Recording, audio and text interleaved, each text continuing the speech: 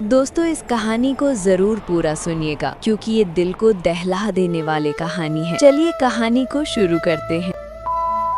एक शांत सा गांव था धौलपुर, जहां लोग अपने छोटे छोटे सपनों के साथ जीते थे। उसी गांव में रहता था 22 साल का अर्जुन। साधारण सा लड़का पर दिल का बहुत बड़ा। उसके पिता किसान थे और माँ एक गृहिणी। घर की हालत ठीक नहीं थी, पर अर्जुन के सपने बहुत बड़े थे। वो पढ़कर कुछ बनना चाहता था, पर हालात बार बार उसकी राह में दीवार बन जाते थे। अर्जुन ने कई बार शहर जाकर नौकरी करने की कोशिश की, लेकिन या तो इंटरव्यू क्लियर नहीं होता या अनुभव की वजह से रिजेक्ट हो जाता। घर पर लोग बोलते, इससे कुछ नहीं होगा, बस खेती ही करेगा। लेकिन अर्जुन उन लोगों की बातों पर नहीं, बल्कि अपनी माँ की आंखों में छुपी उम्मीद पर यकीन करता था। एक दिन अर्जुन शहर से अपने गांव लौट रहा था। रात काफी हो चुकी थी। चारों तरफ सन्नाटा, केवल बस की हेडलाइटें और सड़क पर गिरती बारिश की बूंदें। बस आधी रात में एक सुनसान जगह पर खराब हो गई। ड्राइवर ने कहा कि सब लोग थोड़ी देर बाहर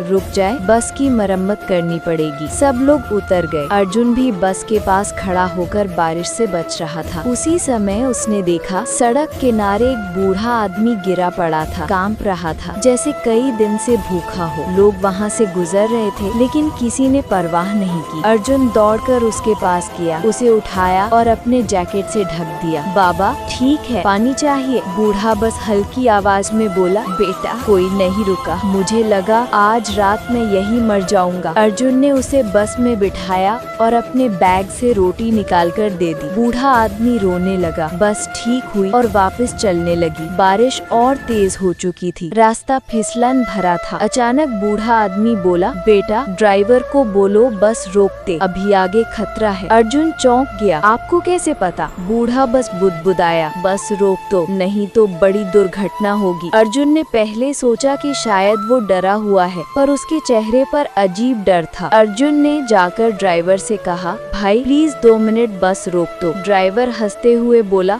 क्या हुआ, भूत दिख गया? पर अर्जुन ने जिद की, मेरी वजह से रुक जाओ। कुछ बात नहीं, पर रुकना जरूरी है। ड्राइवर ने मजबूरी में बस रोक दी। बस रुकी ही थी कि अगले 40 सेकंड में जोरदार धमाका हुआ। सड़क का एक बड़ा हिस्सा अचानक धंस गया। अगर बस आगे बढ़ती तो 40 लोग वहाँ मौत के मुंह में चले जाते। सबकी सांसें थम गईं। लोग चीखने लगे, भगवान बचा लिया, भगवान भेजा था अर्जुन को। लेकिन अर्जुन की नजर उस बूढ़े पर थी। वो गायब था। हाँ, बिल्कुल गायब। बस में नहीं, बाहर नहीं, कहीं नहीं, जैसे वो कभी था ही नहीं। सिर्फ अर्जुन की जैकेट उसकी सीट पर रखी थी, गीली लेकिन साफ। अर्जुन घर पहुँचा तो उसकी माँ चिंतित बैठी थी। कहाँ था बेटा? रात भर तूने फोन क्यों नहीं उठाया? अर्जुन ने पूरी कहानी सुनाई। माँ के चेहरे पर एक अजीब सा सन्नाटा उतर आया। वो धीमे से बोली, बेटा तेरे पिता ने मरने से पहले एक चीज कही थी। उन्होंने कहा था कि जब भी तू किसी बड़ी मुसीबत में होगा, कोई ना कोई तुम्हारी रक्षा करेगा। तेरे पिताजी की दुआएं तेरे साथ होंगी। अर्जुन की आंखें भर आईं। उसे याद आया बूढ़े के हाथ में वही पुरानी भोली माला थी